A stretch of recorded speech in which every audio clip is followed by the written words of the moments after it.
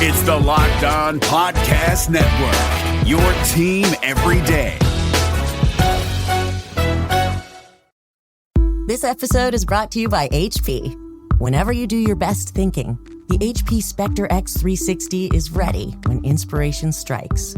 With power save for battery life and focus mode to multitask, you can do your best thinking whenever and wherever it happens. The HP Spectre X360 2-in-1 convertible PC with Windows 10 saves battery life for whenever an idea hits you. HP Spectre X360, a more thoughtful laptop.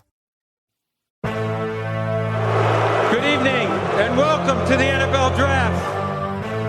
Tonight, we officially welcome the next generation of players. So if you're ready, are you ready? Let's get it started. The NFL Draft is officially open.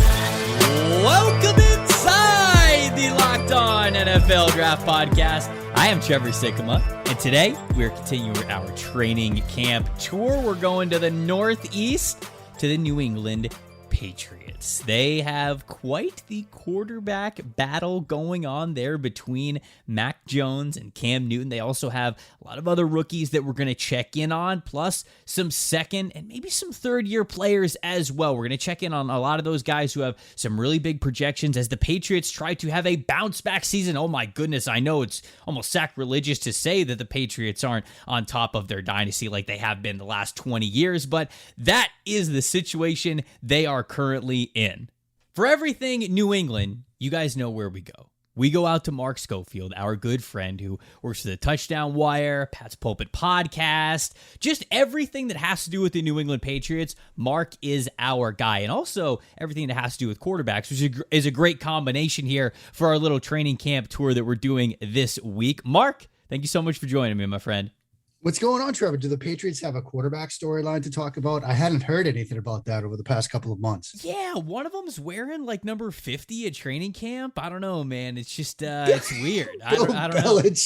I remember when Jarrett Stidham was wearing 58. Like, it's like Ohio State where you don't get the stripe until you like actually earn it. Right. Like, it's like such like you wonder where Joe Judge gets his sort of modus operandi from, right? You know, getting excited about training camp fights. Belichick's still doing like high school third-year Letterman stuff. He's looking like Devin Gardner at Michigan out there wearing 98 at quarterback, which was just the most appalling thing in horrific aesthetics Twitter history. So I'm glad. Although I had a soft spot. Who was that Ohio State quarterback?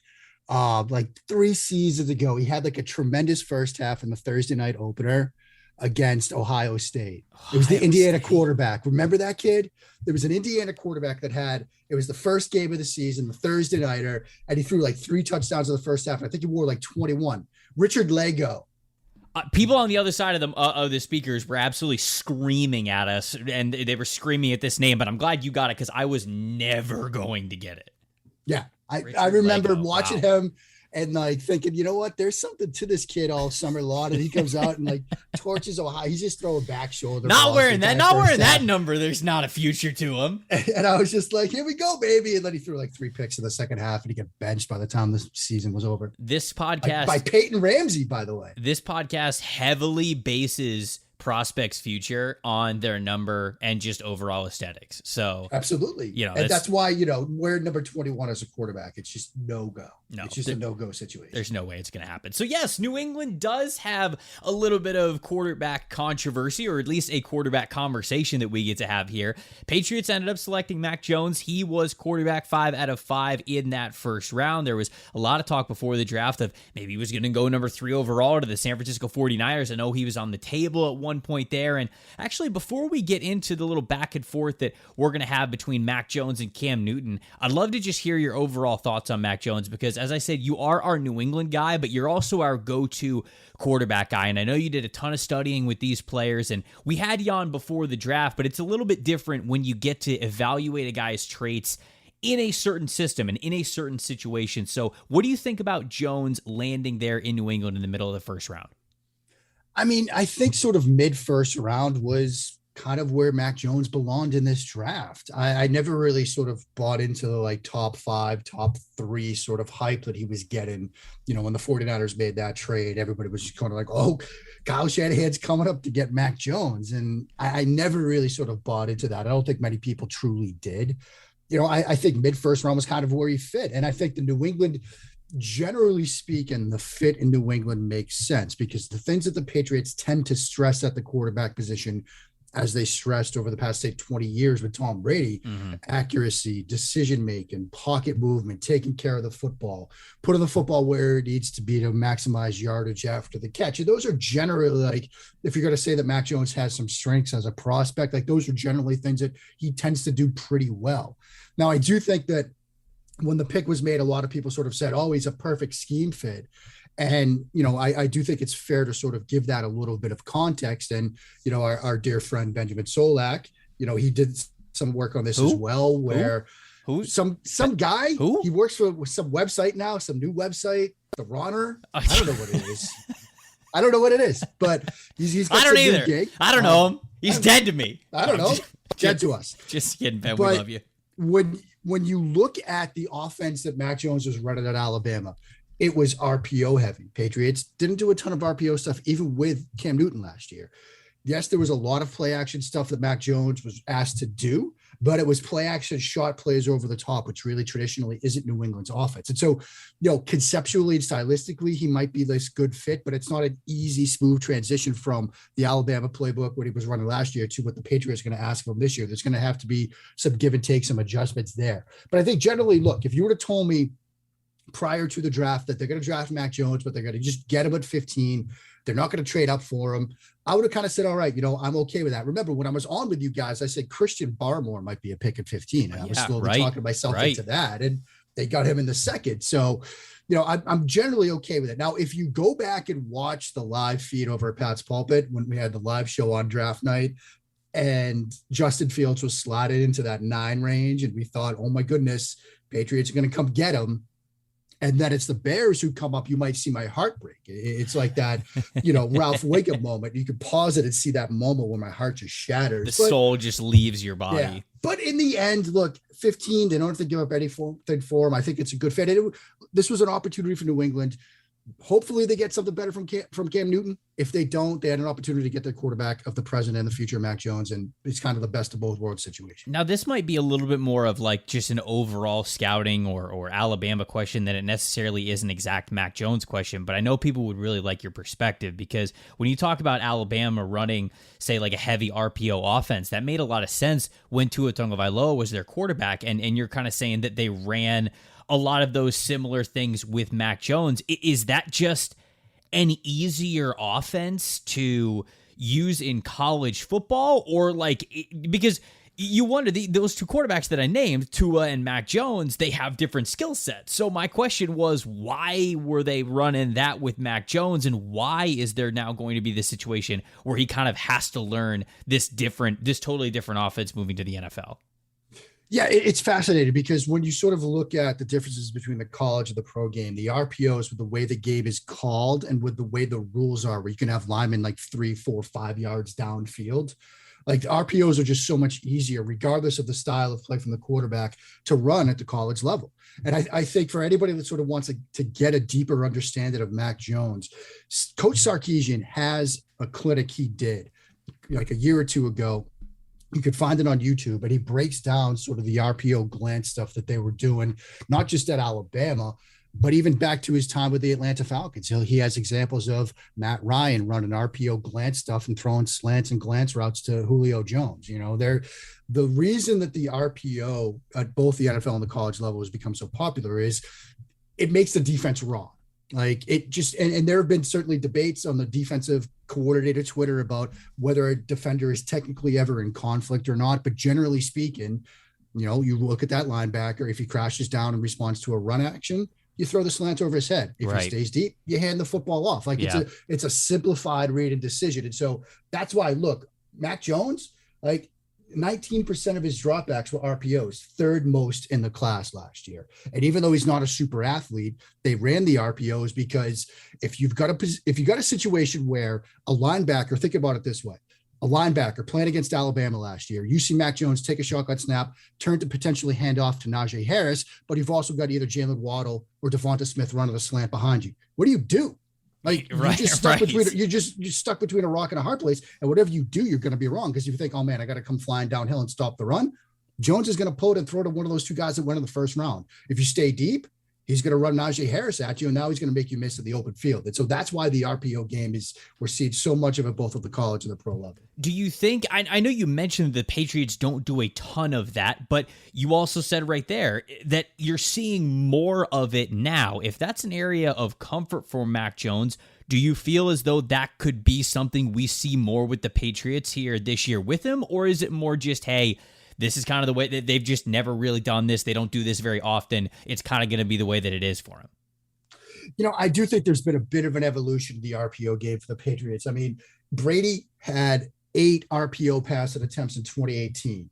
Then it was 17 in 2019. And Cam Newton had 18 a year ago. So they're slowly working more of it into the game plan. And you might see even more RPO stuff this year, whether it's Cam or Mac, because if Cam Newton does win the starting job, they're going to want to involve his legs. And so you might see some RPO stuff potentially trying to involve Cam Newton's legs as well. And so I do think that, Josh McDaniels over his time in New England as their offensive coordinator has shown a tendency to tailor the offense and the systems of the players he has. Now, it was obviously easier when you have Tom Brady, who's just, ridiculous. But now that he has 2 different quarterbacks, he has to sort of tailor a system to what they do well.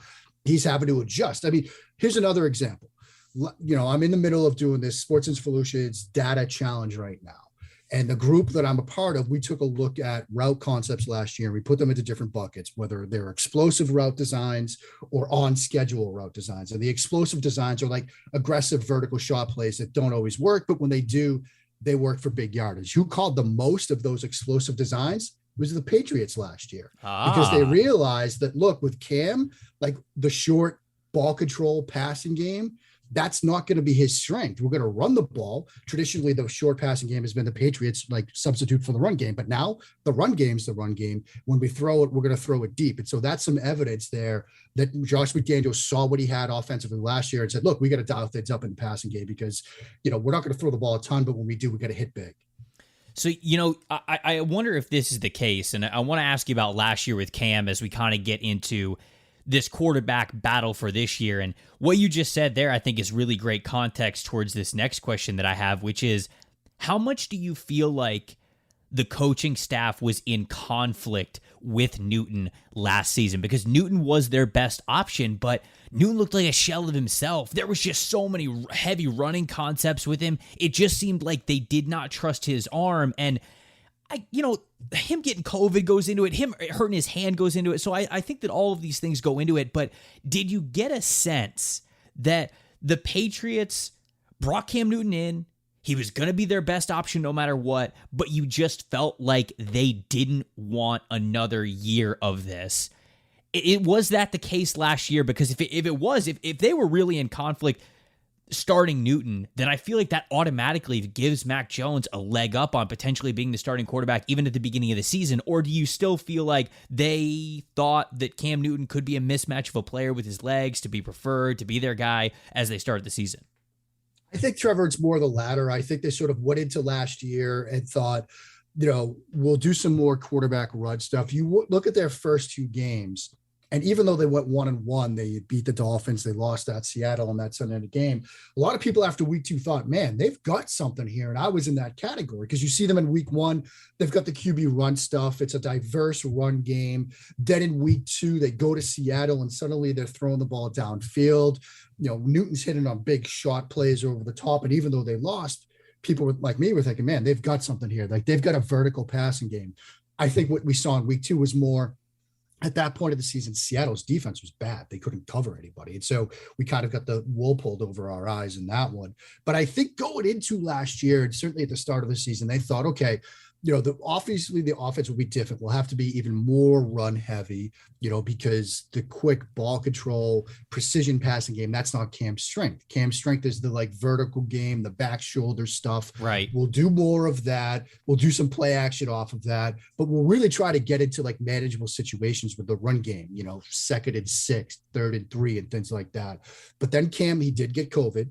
And he certainly came out and said, look, he wasn't himself when he came back from that. He also has said recently that it wasn't fully healthy last year. And this year is the first time he's been really healthy since like 2016 or something like that. And so I do think that going into last year, they thought we could make it work with Cam, and it kind of fell apart because he signed late and COVID and some injuries and stuff. So I think right now the expectation is, okay, we've got a healthy Cam, his second year in the system, things will be better.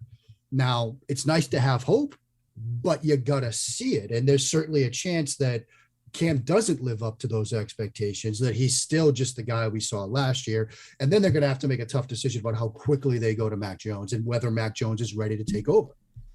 All right, plenty of quarterback talk there. A lot to get into and a lot to think about with Cam Newton and Mac Jones and who could be the guy to start the season. Ultimately, I feel like, do you feel, before we go to break, I got to ask, like, even if it's not week one, are we in a similar situation here with the Patriots and Mac Jones than we are with the San Francisco 49ers and Jimmy Garoppolo? Like, with Garoppolo, it's only a matter of time, right? And I know that the Patriots drafted Mac Jones to eventually be the quarterback, but is it that same kind of timeline? Is it basically just, if Mac Jones is ready, yes, no question about it, we're putting him in there like it is for Trey Lance, or is it a little bit different? Do they have more faith in Cam? I mean, I think it's a little bit different. I think they have a little bit more faith in Cam. I think part of the situation that's playing out in San Francisco is Lance is just in an ideal situation. The offense was very similar at North Dakota State to what he's being asked right now to run. He's such an incredible athlete, and we know that athleticism gives you a bit more of a easier developmental curve. The other thing, look, and you know this, Trevor, there's something else that is in the back of every Patriots fan mind thinking about when Mac Jones starts, week 4. Because week 4, you get Tom Brady coming back to Gillette. Do you want to throw Mac Jones into that situation? Now, maybe you do. Maybe it's like that movie, that book, For Love of the Game, where, Kevin Costner's trying to throw a perfect game at the end of his career. And in the final inning, they run some rookie out there to like break up the perfect game because he's young and he's dumb and he doesn't know any better. Maybe it's something like that where they'll say, look, the offense has struggled with Mac. Go out there and just ruin his return. Like maybe they'll do that. I don't know, though. I don't know if you want to put Mac Jones out there. So I think even if the offense is struggling, they're going to try to get past week 4 before they sort of turn the system over to Mac Jones. Hey, pretty sure Daniel Jones's first start came against the Buccaneers, and how'd that end up? And he whooped them because they didn't know what to do with it. They didn't know what to do with it, but that's because he could run. I mean, the game with a touchdown was a scramble. This is a bit different. You don't got to remind me. I was in the press box for it, and I watched the Red Sea part for that man to put the football up in the air as if he had just won the Super Bowl. That was I could have made that run. I've never doubted a day in my life that you could make that run. There's no doubt about it. Okay, so we're going to get to more talk about the Patriots, some of their rookie guys, some of their second-year players. I definitely want to get into some of the second-year players because there's some interesting angles with those players and how they're going to be used. But before we get to that, got to remind the people that this episode is brought to you by RockAuto.com. With the ever-increasing numbers of makes and models on the road today, it's impossible for your local auto parts store to have all of the parts that you need. Chances are you're going to go into the store, you're going to tell them what you need. They're going to type it in on a computer, and they're just going to order the part. Why don't you just do that yourself? You could do that over at rockauto.com. Go there, left side of the screen. You'll be able to find your exact make and model, all the parts that they have available for your car or truck. They've also got great customer service. So if you don't see exactly what you're looking for, hit them up. They'll be able to help you, and either they can get it or they can point you in the right direction. If you end up talking to them, let them know that Locked On NFL Draft sent you. That'd really help us out. They got an amazing selection, reliably low prices, and all of the car parts you are ever going to need over at rockauto.com. More Patriots talk with Mark coming up after the break. David Harrison here, the Locked On Washington Football Team podcast, celebrating with you a 21 grain salute to a less boring sandwich thanks to Dave's Killer Bread. I don't know about you guys, but when I eat pizza, I eat it for the toppings, not the crust. And when I eat a sandwich, it's for what's inside the bread, not for the bread. But when I throw a sandwich on 21 whole grains and seeds, thin sliced bread from Dave's Killer Bread, it is the epitome of addition by subtraction. That thin sliced bread lets me focus on what's inside the sandwich, but also adds to the sandwich with killer taste, killer texture, killer nutrition, a subtle sweetness, and a seed-coated crust. Dave's Killer Bread is is America's #1 organic bread for a reason. It tastes so stinking good. Dave's Killer Bread is made with the highest quality organic and non-GMO ingredients and is power-packed with whole grains, fiber, and protein. Visit daveskillerbread.com to learn more and look for Dave's Killer Bread in the bread aisle of your local grocery store. I'm Kevin Ostreicher, host of the Locked On Ravens podcast, and attention shoppers, we now have taste in the bread aisle, Dave's Killer Bread. That's right, an organic bread that doesn't need 3 spoonfuls of sriracha jam to delight your taste buds. Dave's Killer Bread is a 21-grain salute to the end of boring bread. A brand on a mission to make the most of every loaf, to rid the world of GMOs and artificial ingredients, and plant the seeds of good in all that they bake. But Dave's Killer Bread has done more than raise the bar on bread. In fact, Dave's Killer Bread was built on the belief that second chances can change lives when its founder Dave, the guy with a guitar you see on every loaf, returned to the family bakery after 15 years in prison. Dave took that chance and ended up creating what would become the country's #1 organic bread while never forgetting his not-so-easy path. That's why at Dave's Killer Bread, they proudly practice second chance employment, hiring the best person for the job, regardless of criminal background. And by the taste of it, things have worked out rather well. Dave's Killer Bread, bread amplified. All right, so we got our QB talk in. You mentioned Christian Barmore in one of those questions that I asked you, and you talked about him potentially being a Patriots pick at number 15. Pats get him at number 38. I feel like where they got him was a surprise, but them actually getting Christian Barmore must not have been. So when you looked at that Barmore selection, was that right all along? His type of player, and what are you expecting of him this year in that New England defensive line? Yeah, I mean, it was such a Belichickian pick. And we talked about that before the draft, right? It's a thin position group. A lot of people looked at interior defensive tackle in this past draft class and thought this isn't a great class. Barmore probably the cream of the crop. And so what do the Patriots do? They trade up in the second round to get him. And so I think him finding his way to New England, not a surprise. And of course, there's that Nick Saban, Bill Belichick connection as well. But what's been interesting about Barmore, Trevor, is typically, rookies on the defensive side of the ball as well, they're brought on a little bit slowly. They're sort of worked into the rotations. He's been getting time with the ones at training camp, and he's been extremely impressive so far. He did have a little injury scare, but he's back practicing, but he's been winning one-on-ones and pass rushing drills. He's been doing some, good stuff on the interior in team drills. And look, this is an incredible athlete, very quick for his size. He's shown some explosiveness off the snap so far in camp. So people are really excited. And, this was a defense last year that took a big step back 2 seasons ago when they won the Super Bowl. The defense was a huge part of it. That defense really took a step back. It wasn't the defense that people thought they were going to get. Stephon Gilmore struggled with injuries. Lawrence Guy was a good part of what they did up front, but they lost, some other players on the interior. So Christian Barmore is going to be counted on to be a part of their rotation up front. And it wouldn't surprise me if he continues to have a good training camp, that he's basically a pseudo starter for them, depending on what packages they roll out to start games, because he's been very impressive to start training camp.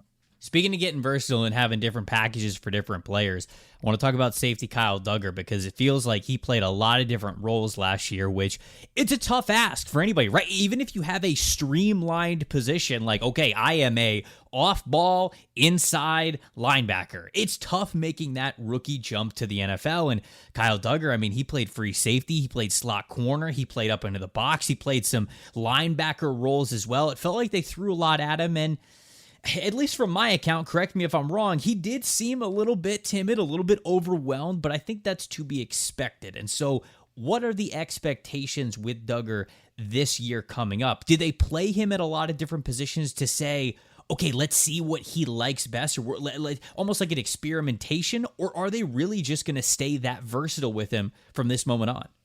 I think they're going to stay that versatile with him, Trevor. And this is a player that we saw down in Mobile, an incredible athlete. So he has the movement skills, the sideline to sideline ability, that they are okay with him playing in a free safety role in single high coverages. But he also has the quick trigger, the physicality to play down in the box. And it's important to remember, COVID opt-outs perhaps hurt Kyle Duggar, maybe more than anybody else in the league, because he was expected to be Patrick Chun's caddy last year to sort of learn that role, which is a critical role in this defense. Because like you said, Patrick Chun, the way they use him, he could be a linebacker on first down, a slot defender on second, and a 2 deep safety on third. They expect that player to fill a bunch of different roles so they don't have to make substitutes, so they could, match teams if they use tempo.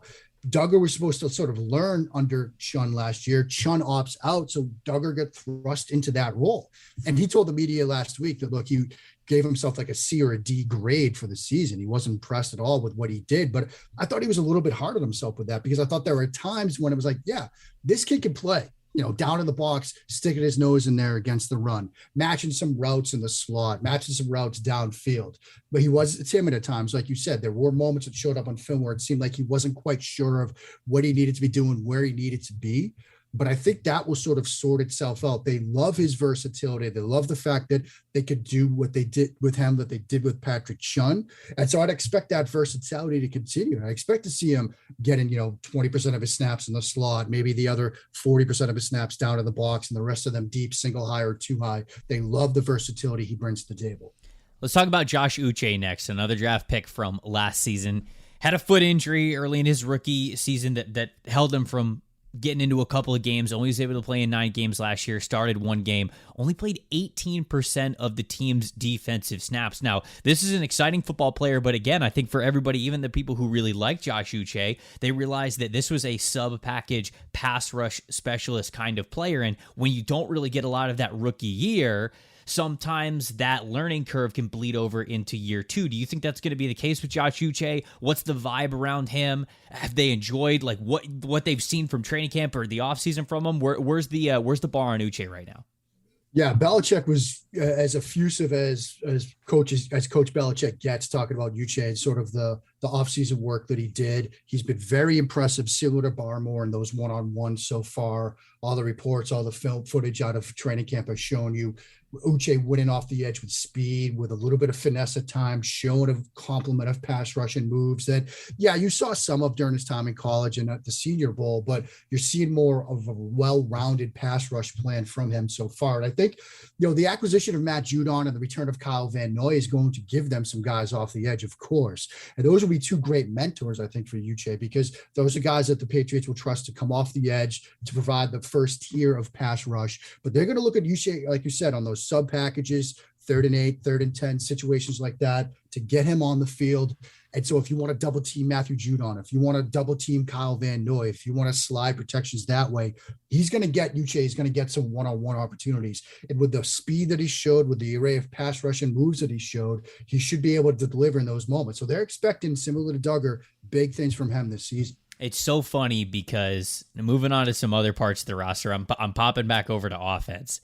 It felt like for years we just were like, oh yeah, the Patriots are going to draft another tight end. Ever since the Aaron Hernandez and Rob Gronkowski days ended, it was just like any good tight end, it was like, oh, they're going to the Patriots, they're going to the Patriots, they're going to the Patriots. And it felt like it never happened. And then this offseason, we get Jonnu Smith and then we get Hunter Henry, both agreed to go to the Patriots. I mean, was this just the moment that it feels like everybody has been waiting for? Do you expect them to run such a heavy tight end offense like we saw a long time ago with the Patriots?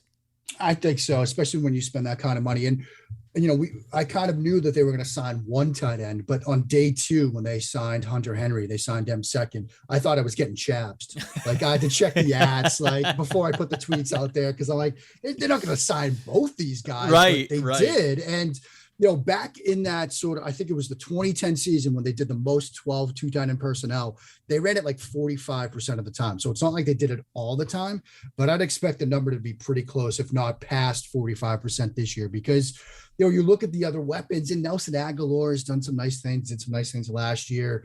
He seems to be building a little bit of a relationship with Cam Newton in the passing game during training camp. I think Jacoby Myers is a nice piece. I think Kendrick Bourne is a nice piece. N'Keal Harry, maybe he's motivated by asking for a trade. He's actually also been a bit of a standout, I'd say, so far, perhaps a little bit surprising so far during camp. But look, Hunter Smith, Jono Smith, Hunter Henry, those are going to be the focus. The 12 personnel package is going to be the focus, creating those mismatches, trying to get those guys lined up against safeties and linebackers. That's where they want to go, particularly if we expect, as we all do, this to be a heavy run offense. A lot of play action, some of those RPOs like we talked about, and getting those guys isolated with favorable matchups. I expect that to be a huge part of their offensive game plan. There we go. Mark Schofield, everybody. Pat's Pulpit Podcast, Touchdown Wire. Also, if you didn't know, pretty damn good author as well. I had to mention to Mark that a long time ago, this is 6 years ago, I bought your 17 Drives book, the college football season, the 2015 season book. I just took it off the shelf, and I'm going to read it again because I loved reading it the first time, and I want to go read it again and think about how far football has come since you wrote that book. It's a fantastic book, everybody. You can get it plenty of places. Just Google it. 17 Drives, College Football's 2015 season. I mean, it's one of my favorite kind of books out there where Mark highlights a lot of the key drives that happened during that season from a bunch of different teams. He breaks down all of the plays, why they worked, why they were successful then, and why they continue to be successful throughout the season. It's a great X's and O's look at college football back then, and you can get a great perspective of where it is today. And so I had to mention and give you a shout out there because I got it off the shelf, man. I mean, I loved writing that. And my favorite chapter in that, if you remember the Big Ten championship game that year, Michigan State, Iowa, and like Michigan State, they had that like 15, 16, maybe it was like a 20 play drive to win. And who was the quarterback prospect? The guy that ended up Connor Cook, baby, QB1. QB1. And like he was like so mean at the trophy presentation, like yanked it from the guy's hand. Everybody's like, this guy's not going anywhere. He ends up falling to the fourth round. Yeah, I mean, that was a fun little chapter, right? But man, little shout out, little throwback to 17 Drives. Appreciate you, brother. Yeah. Hey, $15 on Amazon. I'm looking at it right now. Everybody, go buy it. It's a great little easy X's and O's understanding book, and it's a lot of fun to follow as well. Connor Cook, QB1. That was actually when the hey, did this guy go to this guy's birthday party started? Because Connor Cook apparently was a jerk to everybody. And our boy Jeff Risden was like in the DM saying, yeah, don't draft this guy. I remember that. It's taking me back, man. I'm absolutely loving it. Y'all should go check it out. Check out all of Mark's great work as well. Buddy, thank you so much for joining me. Anytime, my friend. Always a blast.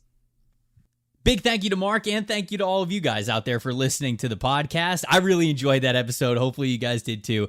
That was a lot of fun for me to learn about the quarterback situation and plenty of other stuff too. I feel like I learn stuff about the game of football every time I get to have Mark on this podcast and get to talk to him. Hopefully that is the case with you guys as well. We got one more episode this week. We were supposed to do Trevor Lawrence on Thursday, but had a little bit of a scheduling shift, and we got a great guest tomorrow who's going to talk about not only Trevor Lawrence, but all of the rookies from this exciting class and some second and third year players for Jacksonville who are going to shape that roster under Urban Meyer with some, uncertainty in the AFC South. Who knows what could happen with the Jaguars this season? That's all coming up tomorrow. Until then, you guys keep it locked right here on Locked On NFL Draft.